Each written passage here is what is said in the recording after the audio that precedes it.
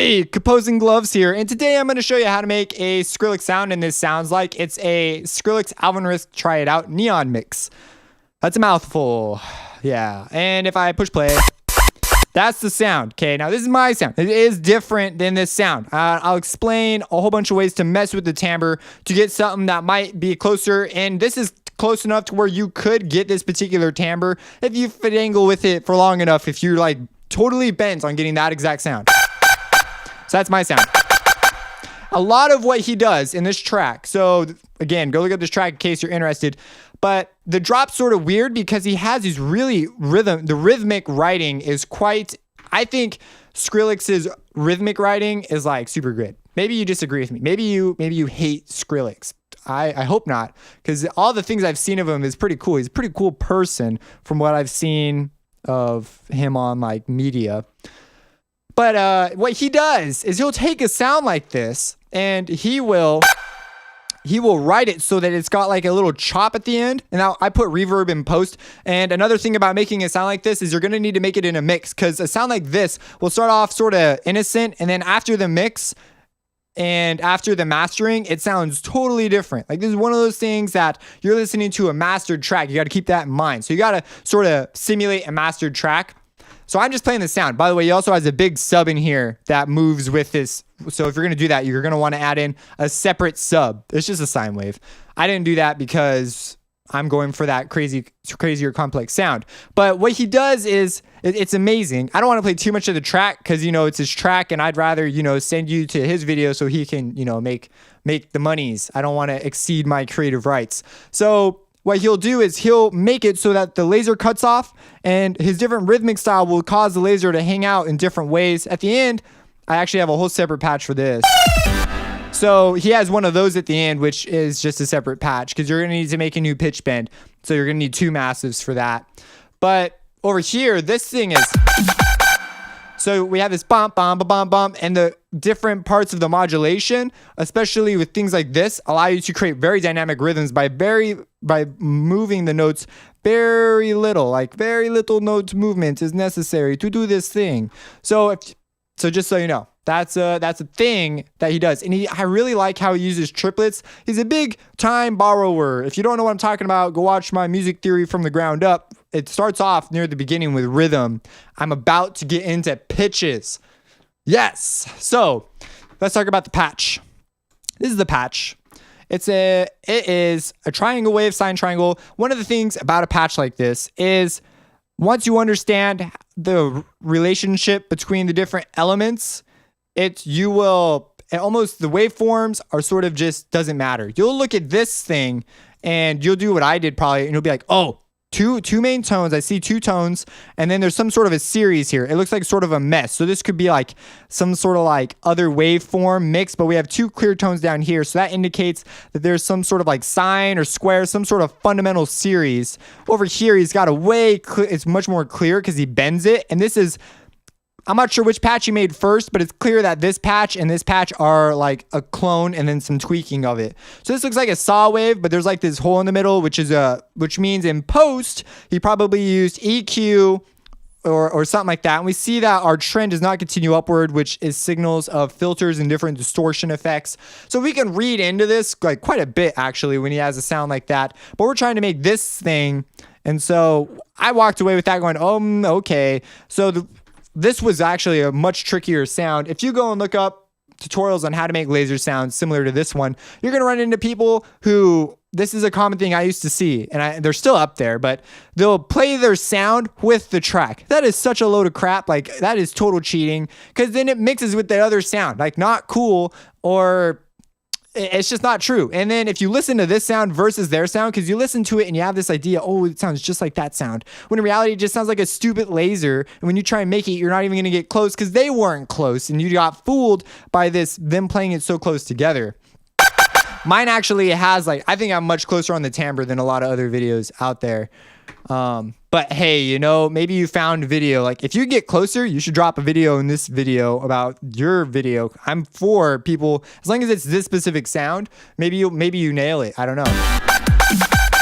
But I think I'm a lot closer laser wise than a lot of other people have been, because they'll just do two things, the distortion and then put it out. And I'm like, oh my gosh, this is Skrillex. This is like, he's not a moron. So, okay. Enough with the rant. So I've got a sine wave, a triangle wave. So we read into this patch a little bit, and we've got this upper motion. I've got this third wave going out at -12. Without it, you get that really sort of high thing. So that's that. So we're going to talk about these things. So, okay, let's talk about them right now. There's a couple different ways to get this grittiness. So some people, what they'll do is they'll put two oscillators out and they'll make them a square wave, because this looks like a square wave. But as I just talked about, there's like some more mumbo jumbo going in here.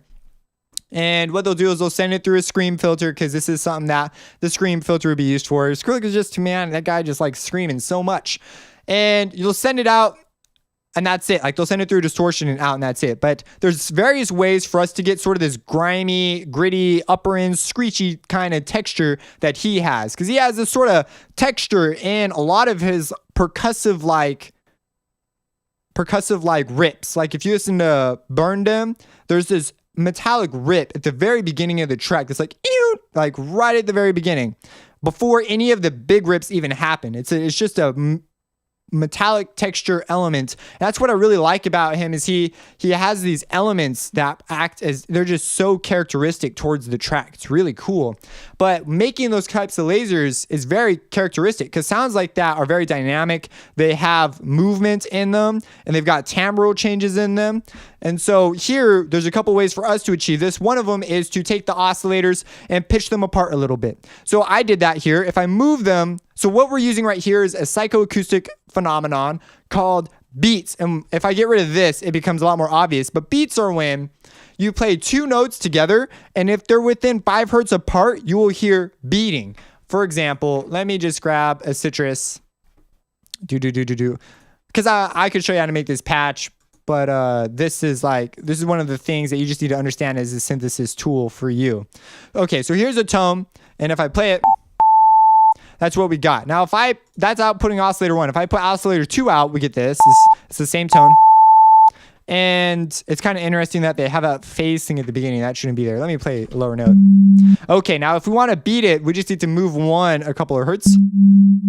And now they're beating. If I play a much higher note, this beating will, well, I'm using a hertz ratio, so it'll actually stay consistent. But if let me go to this and move it up like that. Okay, so let me play that low note. Let me make it a bit more. So that's the beating. If we move it up, it speeds up a lot. So that's one tool we have to get that texture. At that point, okay, so beats, I believe, is actually within 0 to 5 is beats. After that, is it the Haas? No, Haas is something else. There's all these different psychoacoustic phenomena that go on. Anyways, that's one of your tools for accomplishing this sort of a deal. The other one is modulation. Ring modulation is the one I settled on, and it's very low, which is actually very fast. I have a video on ring modulation in my Citrus series and one in my Massive from the Ground Up series. So go check those out in case you're curious. Now, the filter, because it's super low. Okay, so back to ring modulation real fast. It's really low, but that causes a much higher tone to come out because it's the sum and difference between the two tones, And one thing that I'm doing is I'm changing the modulation index. If you want to know about that and what that even means, you're going to need to watch my FM from the ground, Learn FM Synthesis, I believe that's what it's called, series, where I talk about FM modulation. The same modulation index thing applies to that. You could try skipping to the video if you already know a little bit about modulation, but if you don't, you may get lost a little bit. It's essentially the volume, and in ring modulation, as long as your volume isn't all the way up, you'll still have some of the original tone, which is ironically not what ring modulation was made for, but it's whatever, man, bro? So, okay, ring modulation 2, -62. Now, these three tones, why did I settle on these? Well, I was trying to go for this timbre. And Massive, unfortunately, you don't have a magic thing that shows you the waveforms unless you open up an oscilloscope. And even if you could see the waveforms, there's no way you're gonna like sit here and be like, oh, that's this waveform, blah blah blah. So you just go through here and you say, okay, make some educated guesses, and then I literally just sat here and flipped through waveforms till I got something. That was pretty close. So let me come in here and turn off all my posts so that I'm not like explaining a patch. Okay. So that's what we got. Now, what is it going on here? Now, I'm not going to make this patch in this video. I'm going to just explain it. And I'm being pretty darn thorough. So, like, it shouldn't be an issue for you to simulate something, especially since I'm dropping techniques that will be useful. So, I've got this bend plus, bend minus. Again, these moves are timbral changes. You can hear it. You can hear the timbre changing. Each one of these oscillator plays a role in the construction of this thing. So we have the waveform. All these things are just timbre controls. You just sit here and you literally just go by ear. You could pick the ones I picked, or you could screw around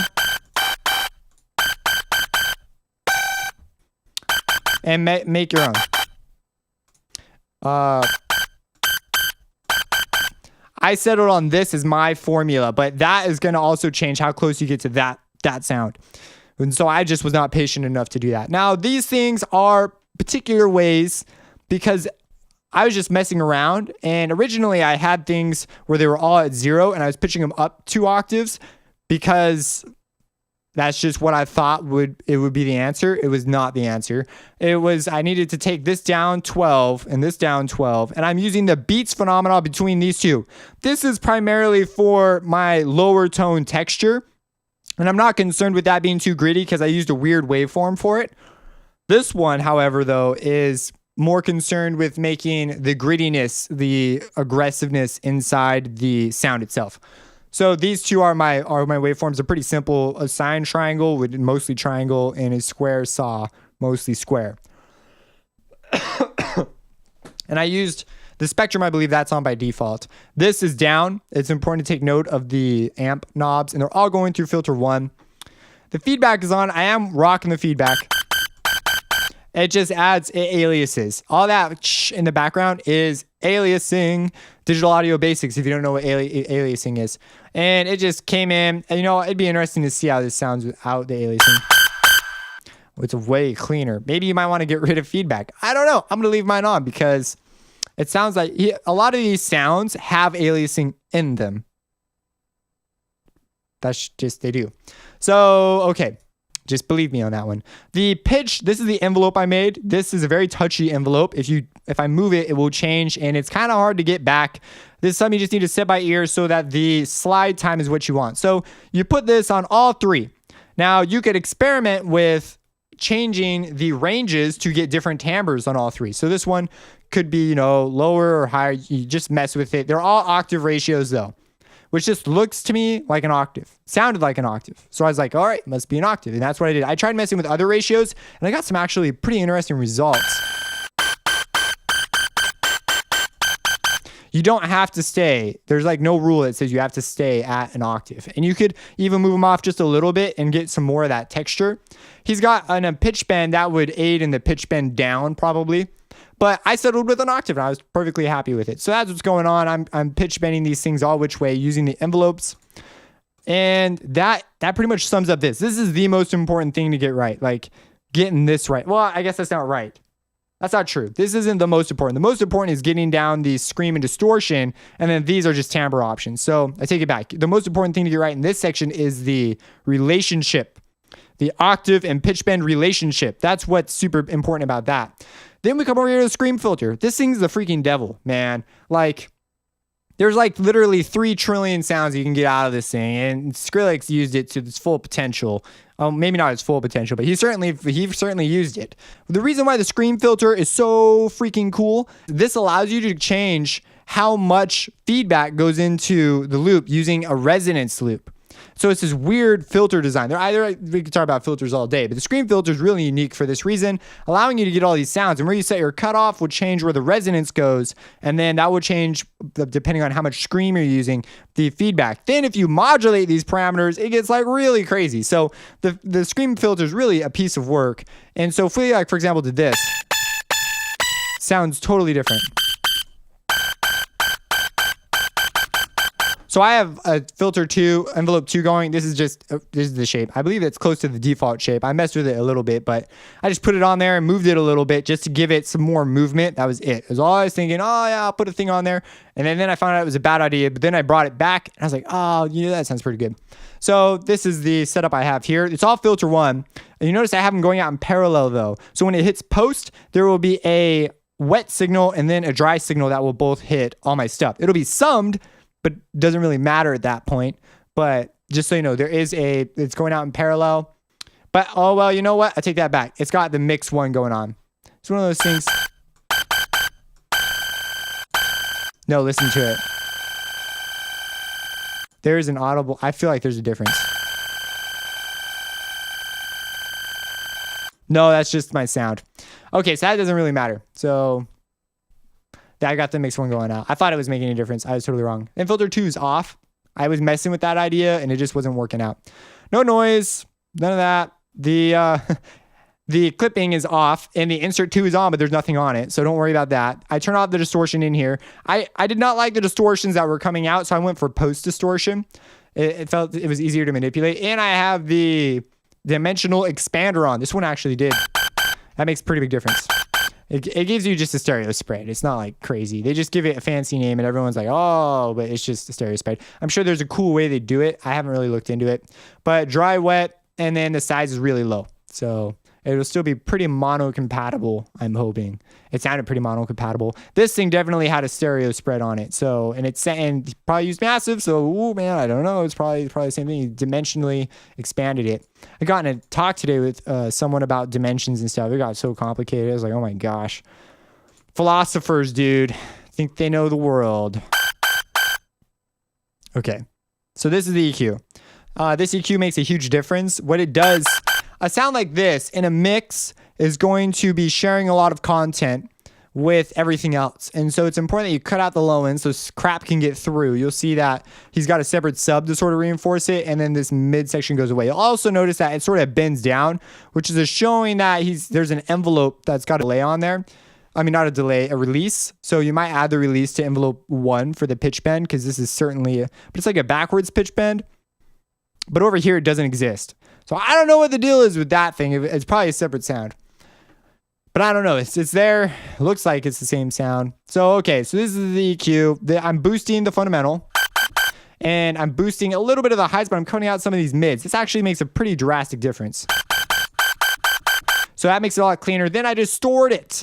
This shape is very particular. I spent my time making this shape. Oh my gosh, someone just got home.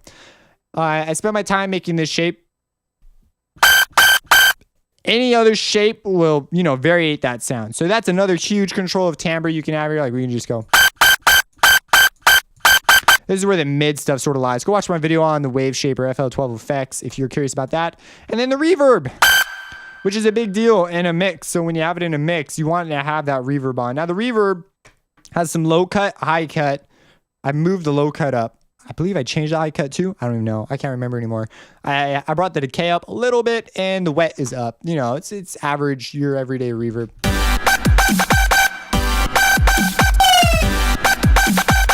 Now the other patch. So that's this patch. I believe that is everything.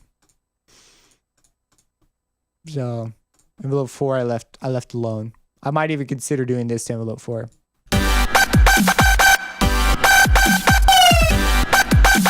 Yeah, I'm going to leave it like that. Let's turn off the feedback. Sounds pretty similar after post. So, yes. So that was pretty, I hope that was pretty in-depth for you. Let me see if there's anything else I want to talk about. Any other sort of concepts here. Let's really quick just, let me show you some of the different waveforms and how they impact things. So if we move this low one is responsible for the tone.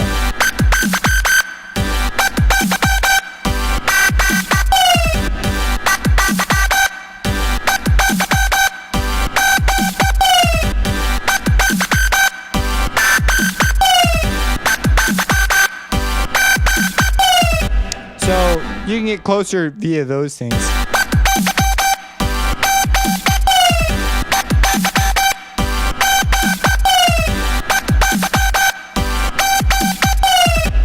So you have all these. So those are some of your options. Let's come into post. Let me show you the EQ.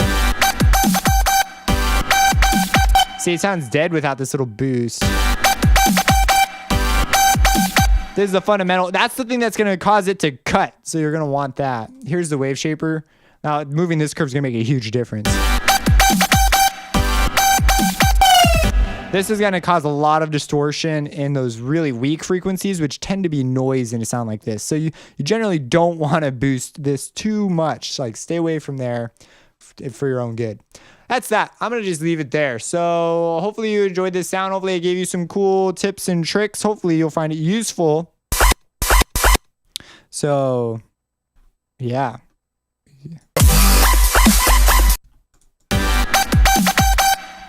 Yeah. Sounds like he's got a lower tone. I think I'm playing higher anyways, though.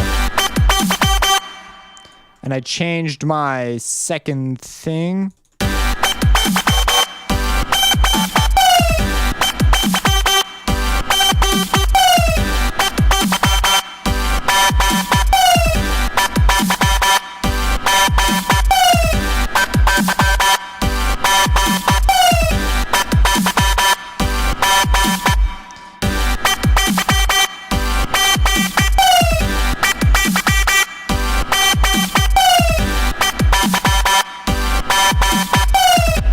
Yeah, I just did a bunch of options. If you have any questions, let me know. Subscribe and have a blessed day.